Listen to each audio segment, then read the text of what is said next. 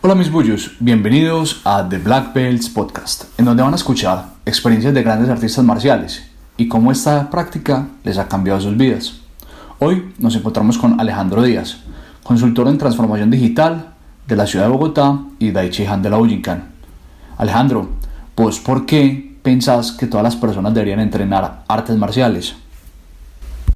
Bueno, las artes marciales son una práctica interesante que le permite a una persona en un espacio controlado fomentar ciertos valores que en otros aspectos de la vida pueden ser más difíciles. Por ejemplo, la disciplina es mucho más fácil de practicarla y de fortalecerla en un ambiente donde usted está haciendo una actividad que le gusta. No es lo mismo ser disciplinado en un aspecto donde usted no está pasándola bien o donde está obligado a estar o donde se ve obligado a ser disciplinado por las circunstancias a una práctica, a un fortalecimiento de valores en un entorno donde usted mismo escogió estar y donde le permite desarrollarlo de una manera un poco más interesante, más amable.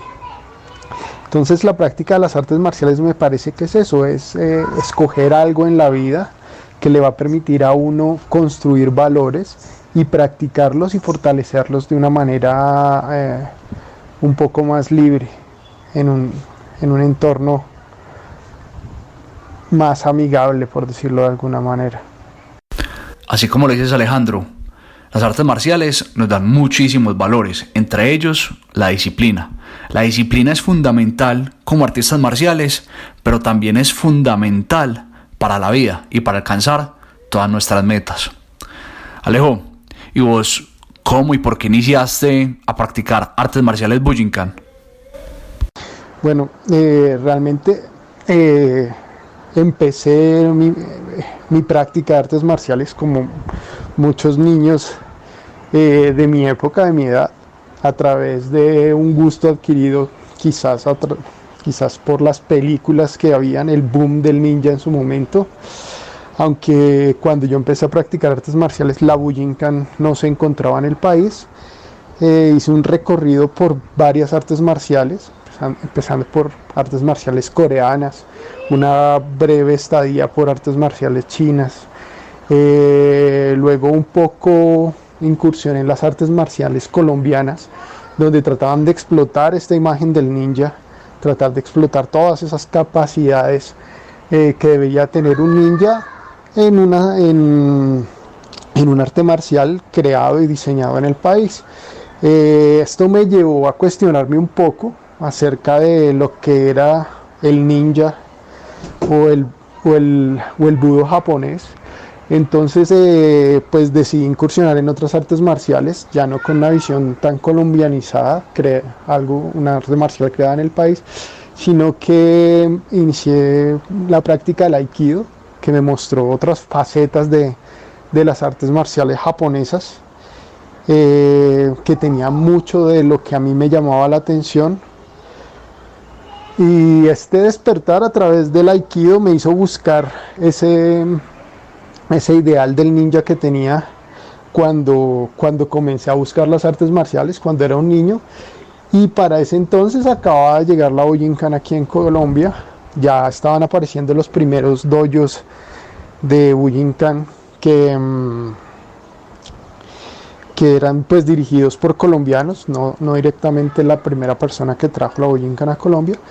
Y cuando me encontré esta arte marcial, pues comencé a practicarla, a pesar de que tocó renunciar de pronto a muchos conocimientos que creía uno tener de otras artes marciales y dedicarse en forma a descubrir esta arte marcial. Ya cuando me encontré con la Bujinkan, con el budo de la Bujinkan, me pareció un arte marcial de una riqueza impresionante que no había encontrado en ningún otro arte marcial, sin menospreciar ningún arte marcial, sino que tal vez se hacía un poco más cercana a lo que necesitaba en su momento y a lo que quería desarrollar. Entonces desde más o menos desde hace casi 20 años se empezó la práctica de la Bujinkan Y desde entonces pues prácticamente renuncié a entrenar otras artes marciales y me he quedado entrenando en la Bujinkan. Muy interesante tu recorrido, Alejo, y ver cómo experimentaste las artes marciales bajo diferentes puntos de vista, hasta ya llegar a la Bujinkan. Alejo, ¿y cómo eran las clases en esos tiempos? Bueno, las clases en esa época eran un poco diferentes a lo que son ahora. En su momento pues había muy poca información. El boom del internet no estaba tan maduro como se encuentra en este momento, así que la información que teníamos de Bujinkan y del arte marcial como tal era solamente lo que podían haber adquirido en un cierto tiempo de entrenamiento nuestros profesores y algunos profesores que habían empezado a viajar a Japón y a otros lugares del mundo a tratar de traer conocimiento. Entonces realmente pues me parece que debe haber una práctica muy importante, muy distinta a la que es ahora. Ahora pues tenemos mucha más información, mucho más tema que cubrir, entonces ha variado bastante. En la época pues el trabajo físico era intenso, la forma de entrenar era mucho más rápida, no tanto buscando el detalle de las técnicas o sus puntos claves, sino desarrollando una serie de habilidades físicas para posteriormente empezar a desarrollar todos los fundamentos del arte, todos los principios básicos, lo que nosotros llamamos el Kihon. Y con este Kihon pues era una repetición importante. Lo primero fue trabajar lo que nosotros llamamos la primera parte del Tenchi Jinryaku no Maki, que hace referencia simplemente a esas habilidades de poder cambiar el cuerpo, de caer, de rodar, de pararse correctamente, de saber lanzar un golpe, lograr detener un golpe, esquivarlo, bloquearlo, y así sucesivamente. Eran muy repetitivas, un trabajo muy de bases, físicamente mucho más exigente tal vez de lo que lo hacemos ahora, pero un trabajo interesante en fin de cuentas. En la actualidad pues hay muchísima más información, tenemos muchísimo más tema para explotar, lo que hace que la práctica sea de pronto un poco más lenta, más concentrada en buscar puntos importantes dentro de las técnicas, en desarrollar un sentido de entendimiento de lo que la técnica nos quiere enseñar más que de repetir los kata. Pero finalmente entrenamos lo mismo.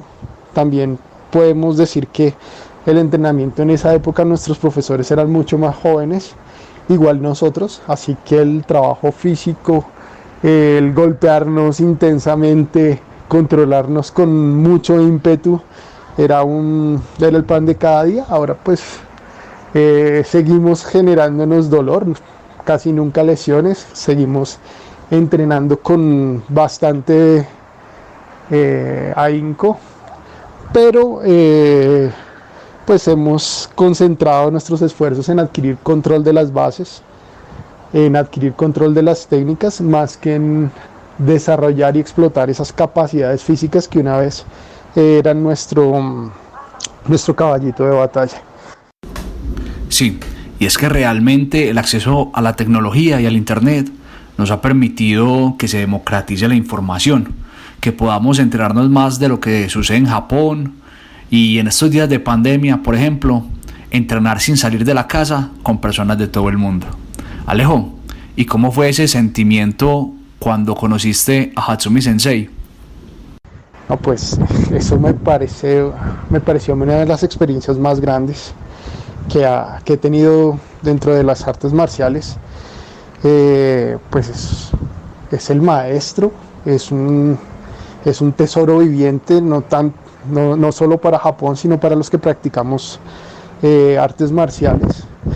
Es un gran conocedor del budo, es una persona que ha logrado superar barreras sociales, culturales, incluso económicas, llevando lo que le gusta, lo que sabe a todo el mundo. Entonces, para mí fue una emoción muy grande ver un señor de semejante edad todavía practicando 3 veces a la semana, controlando gigantes, gente pesada, gente delgada, espadazos, ataques de todo tipo, con una sutileza difícil de igualar, incluso difícil de tratar de imitar. Fue una sensación increíble, una experiencia diferente. Es como, no sé, la gente tiene muchos héroes, tiene muchos modelos a seguir, muchas personas que tal vez, ¿cómo decirlo? Admiran de tal manera que son como fans de artistas y todo eso. Pues yo creo que Hatsumi Sensei es ese artista supremo que todo el que practica Bujinkan quisiera conocer. Entonces, pues la experiencia fue impresionante. Tuve la oportunidad de viajar en ese momento con mi maestro, así que no fue solamente poder verlo en acción, sino que por la relación que tiene mi maestro con Hatsumi Sensei se pudo compartir un poco más, pude estar un poco más cerca. Pues no todo lo que uno quisiera, pero sí en unas condiciones bastante favorables para conocer un personaje de este talante. Es que Hatsumi Sensei realmente es un ser humano único y un verdadero modelo a seguir para todos nosotros. Ahora, Alejo, contanos qué has aprendido vos de él. Eso es una gran pregunta. Creo que he aprendido muchas cosas. La búsqueda incansable de la felicidad sin hacerle daño a nadie, sino compartiendo lo que nos gusta. Yo creo que esa es la bandera del Budo en este momento, ¿no? No se necesita tanto ser un experto en puños y patadas, sin negar de que es bastante chévere e interesante desde cierto punto ser hábil físicamente, pero poder utilizar todas esas habilidades, todos esos conocimientos, toda esa filosofía que hay detrás del Budo, de todo lo que enseña Hatsumi Sensei, es impresionante. Se ha aprendido demasiadas cosas, la importancia de mantener vivas algunas costumbres, algunas culturas. Nosotros muchas veces menospreciamos nuestra cultura,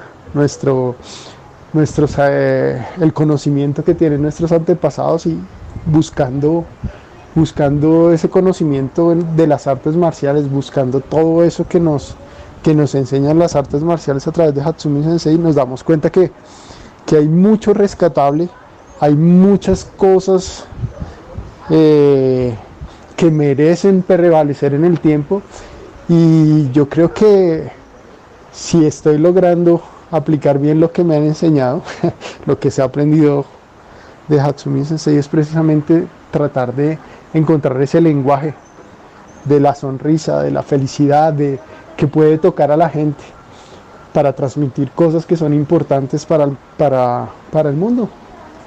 Creo que eso ha sido lo más impresionante, ver que él ha podido trascender, ha podido llevar su arte a diferentes partes, ha podido tocar mucha gente, ha podido juntar mucha gente, y creo que tratando de replicar ese modelo, pues estamos aprendiendo a aprovechar todas esas habilidades que desarrolló Hatsumi Sensei y que ha tratado de enseñarnos por mucho tiempo. Es que para ser un buen artista marcial es más necesario saber cómo uno mismo es feliz a conocer alguna buena técnica o dar una buena patada. Alejo, ¿qué puertas te ha abierto las artes marciales durante todo este tiempo? Las artes marciales han tenido, me han dado a mí muchas oportunidades, conocer gente que tal vez bajo otras condiciones jamás hubiera conocido, incluso ver cómo la forma del budo es admirada por otras artes. En una ocasión tuvimos la oportunidad de tener la visita de unos actores que quedaron muy impresionados con la forma del movimiento del budo, tanto que trataron de crear una representación del budo dentro de una de sus obras, tratando de imitar los movimientos, obviamente desde el punto de vista de la danza, desde el punto de vista de su arte, pero fue una experiencia bastante interesante ver cómo adaptaban esa sutileza a lo que les gustaba hacer. En otra ocasión pues conocimos una serie de personas que eran prácticamente lo contrario, eran el poder, unos jugadores de rugby con los cuales entrenamos por un tiempo. Pues es una experiencia completamente diferente, donde el movimiento no los impresionaba. Tienen una tolerancia al dolor muy superior a la que muchos practicantes de artes marciales incluso tienen. Están acostumbrados a que se les dañen dedos, que están lastimados y siguen jugando. Y ver cómo el arte marcial para ellos era más cuestión de entender, de tratar de entender por qué podía una persona de una talla tan diferente y con capacidades físicas tan limitadas al lado del de ellos, poderlos controlar, poderlos lanzar, poderlos tumbar. Para ellos era muy interesante ver eso. También he visto gente con, no sé, problemas emocionales, que el budo ha llegado a llamarles tanto la atención que les ha permitido de alguna manera complementar todos esos esfuerzos que están haciendo para equilibrarse psicológicamente con la práctica de las artes marciales. O sea, realmente de las cosas que a mí me ha impresionado es la variedad de gente que he podido conocer y ver cómo el budo ha tocado a diferentes personas o les llama la atención por diferentes cosas o tiene siempre algo que entregarle a la persona. Entonces el no poder decirle a alguien, no, es que las artes marciales Bujinkan son buenas por X o Y, a mí me parece increíble, me ha parecido anecdótico. Cuando eran los bailarines y los actores era un movimiento nuevo, una forma de expresarse de una manera diferente. Cuando eran los jugadores de rugby, ver que habían otras formas diferentes al choque directo. Cuando eran las personas con algunos inconvenientes tal vez en algún aspecto de sus personalidades, ver cómo a través del budo trataban de complementar todo eso que les decían en otros aspectos. Eso es lo que me ha parecido importante. De pronto no son anécdotas de puños y patadas, pero sí de mucha gente que se conoce, que se ha logrado tocar o se ha llegado a interactuar con gente que tal vez uno no tendría puntos en común y lograr interactuar con ellos a través de ese lenguaje que sería ese budo de la Bujinkan. Eso está muy interesante, Alejo, ver cómo el budo nos une y nos permite conocer personas nuevas, y además el budo nos toca a nosotros de formas diferentes y nos mueve de diferentes maneras según la necesidad que tengamos en nuestras vidas. Alejo, ¿y a vos el budo cómo te ha transformado tu vida? La cultura física de las artes marciales es importante, es un beneficio directo, es algo de salud. Pues no gran filosofía ahí, pero hay que tenerlo en cuenta. También para mí ha sido la oportunidad de tener un laboratorio social, de aprender a tratar diferentes personas, de aprender a compartir con personas que piensan parecido, que piensan diferente de mí, en un contexto donde siempre se es amigable, donde hay unas líneas de conducta establecidas bastante que delinean bastante bien el comportamiento de las personas y nos permite interactuar incluso en campos que en otras condiciones socialmente serían diferentes. Pensar en, en, en diferentes aspectos sociales, culturales, ver cómo se aprende a sobrellevar esas diferencias y cómo se aprende a buscar un punto medio entre lo que se piensa uno, lo que se piensan dos, lo que piensan tres, lo que piensan cuatro. Y si llegamos a un número sin ser relativamente grande, pues uno se da cuenta de esas dificultades y pues este laboratorio para socializar es bastante bueno. Como tercer punto, pues le permite a uno entender que las artes marciales, a pesar de la repetición, a pesar de tantas imágenes que tenemos nosotros de que es una persona haciendo 1000 veces lo mismo, se trata de adaptación, se trata de continuar, se trata de conseguir lo que se desea, se trata de aprender a perseverar, y esos son beneficios realmente. Mucha gente no consigue lo que quiere porque se rinde fácil o porque no puede interactuar socialmente de una forma adecuada con gente que piensa diferente a nosotros, o porque simplemente no está en las condiciones físicas adecuadas, es una persona enfermiza, X, Y o Z situación. Creo que la Ujinkan trae muchos beneficios en esos aspectos. Le enseña a uno muchas cosas, le permite a uno compartir, entender, mantenerse físicamente bien. Es un compendio interesante de beneficios. Sí, es que algo a mí que me encanta, por ejemplo, de la Ujinkan es eso, que nos permite jugar, experimentar y sobre todo compartir con otras personas a través de un vínculo común, como es la Ujinkan. Alejo, ¿tienes algún mensaje para las futuras generaciones? Bueno, no sé si estemos en la posición de darle consejos a las futuras generaciones, pero sí me gustaría un consejo que me dieron a mí: si las artes marciales son para ustedes, no importa qué pase, no dejen de entrenar. No importa las dificultades que se atraviesen, no dejen de entrenar. Si están en cuarentena, no dejen de entrenar. Si pueden ir a entrenar, vayan a entrenar. El entrenamiento es parte de lo que lo forma a uno como una persona disciplinada. El hecho de tener que salir a entrenar cuando uno está cansado, el hecho de tener que hacer cosas no siempre cuando uno quiere, sino que hay que esforzarse un poco, creo que forma un poco el carácter. Pero mi consejo, si las artes marciales son para ustedes, si les gusta este camino, entender que es algo para toda la vida y pues pase lo que pase, no dejen de entrenar. Entrenar, seguir entrenando y volver a entrenar. Es realmente la forma de mantenerse en el camino. Alejo, ¿algún libro que quieras recomendarnos? Hay libros muy interesantes, pues de pronto en mis últimas lecturas que me ha parecido muy bueno, sobre todo en esta época, que nos la pasamos viendo números y estadísticas y cosas por el momento en el que nos encontramos. Un libro que se llama ¿Cómo no estar equivocado? How Not to Be Wrong.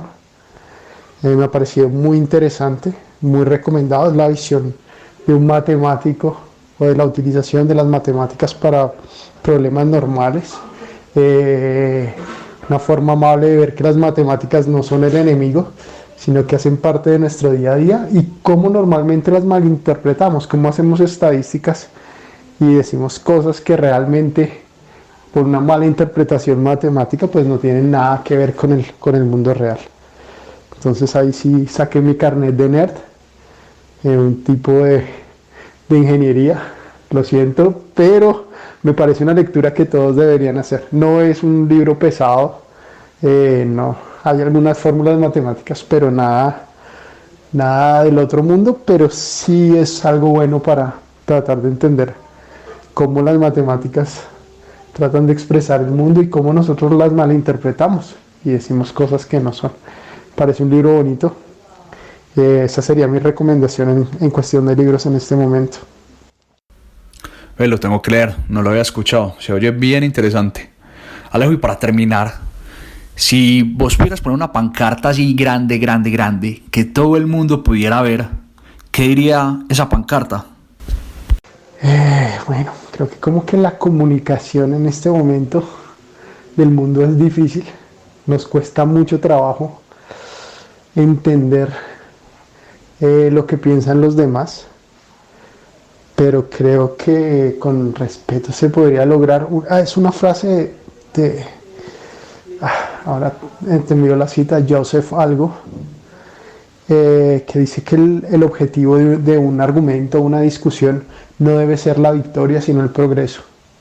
Me parece bastante importante. Si nosotros somos capaces de comunicarnos adecuadamente, si somos capaces de compartir ideas sin tener ese deseo de tener la razón, sin ese deseo de ganar, creo que podríamos aprender muchos los unos de los otros, llegar a entendernos a pesar de que no compartamos las ideas de los demás. Entonces creo que esa frase iría en esa pancarta. El objetivo, el punto de un argumento, una discusión no es la victoria, sino el progreso. El objetivo de un argumento o una discusión no debe ser la victoria, sino el progreso. Un mensaje que nos invita a debatir con otras personas, a entender sus puntos de vista y a escucharlos. Y tal vez no quedarnos enfrascados en quién tiene la razón y quién no la tiene. Muchas gracias, Alejo, por estar acá el día de hoy. Muchas gracias, mis bullos, por escucharnos. Recuerden escribirnos lo que les gustó, tal vez lo que no les gustó de este podcast. Y nos vemos la próxima temporada.